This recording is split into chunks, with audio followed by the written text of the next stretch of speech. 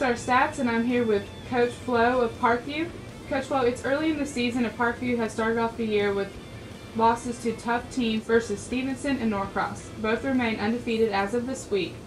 You then had a week off and came back to beat Shiloh on Sound Lake. Did the time during your bye week allow you time to adjust those two games? Well, the bye week came at a good time. I mean, we played a real tough Stevenson team in double overtime, and anybody would tell you our defense was stellar. We had trouble offensively, yet we could have kicked a field goal in the first overtime period and beat them because they missed theirs. The Norcross game, 3.5 quarters scoreless, and they finally get one in, and again we struggled offensively, but we did have one call back. Our offense has started to gel, and then the week off helped us go in and redefine some things that we did wrong, and we went out and actually had a little offense on Friday, and it felt good to drive the ball and hold the clock and score a lot of points, and the defense again played very well, and there's a great combination of defense, offense, and special teams, and you get a win from it. Well, it's still early in the season, but how has your team progressed so far, and are they pretty much where you thought they would be, and are there any surprises? Well, I'll be honest with you. I schedule hard games, those first two games on purpose. I mean, I wanted to see where we stacked up and to see where we need to be. And because our sub-region is just loaded, I mean, there are great people in our subdivision that you've got to beat to be a playoff team. Are we quite where I want us to be offensively yet? No, but we're getting there. And we executed a lot better Friday. We still have to work on a few parts of our game. We had a real good third down conversion ratio, which we had not had in the first two games. So there are got a lot of positives that you take from it, and then there's still a lot of things that you see. Well, for us to be a playoff team, we're going to have to do some things better. Are there any players that have stepped up in their roles and surprised you so far? Well, Raphael Kirby, Kenny Flowers defensively, Joe Anderson, Patrick Flo, my son, Kalen Jones. I mean, up and down, Walter and Kendrick, the whole defensive front. They've done a great job.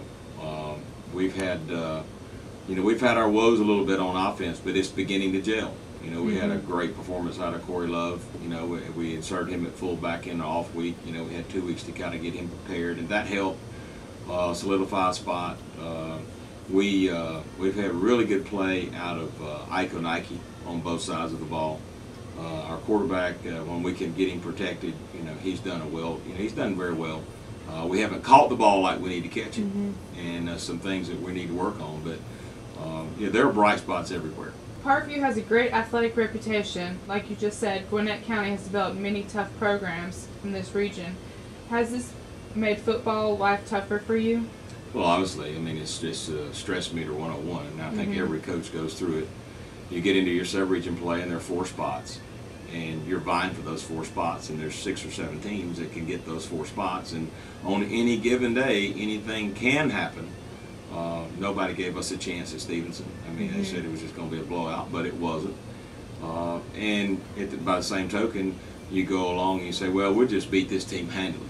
And you go up and you're not focused, and something bad happens, and you take one on the chin that you didn't need to take on the chin. So you've got to understand that 5A football in Region 8 is a slugfest every week. There's not an easy opponent out there.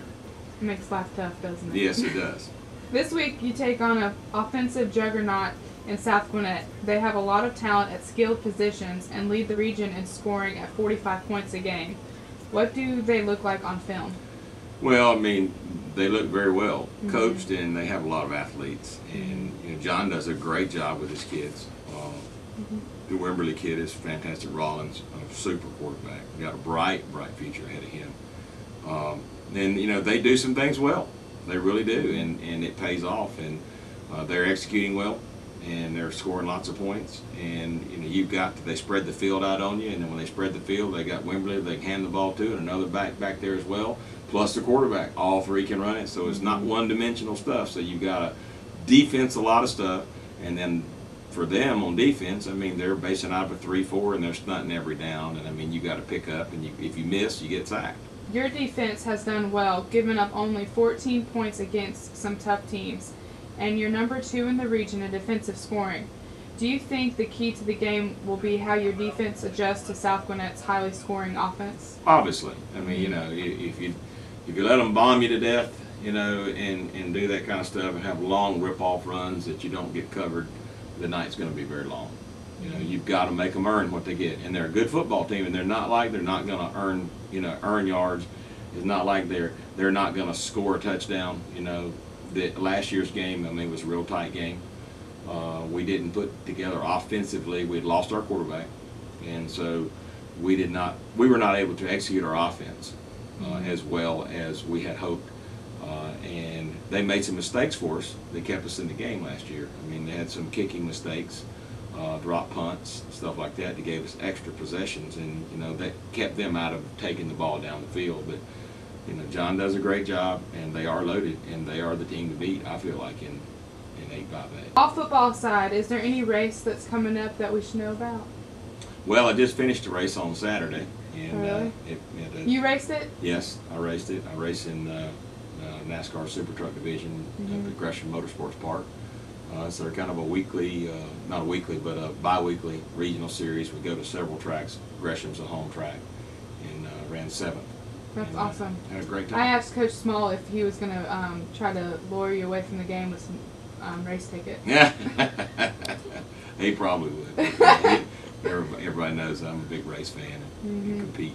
Thank you for letting us take up some time, and good luck on Friday. Thank you.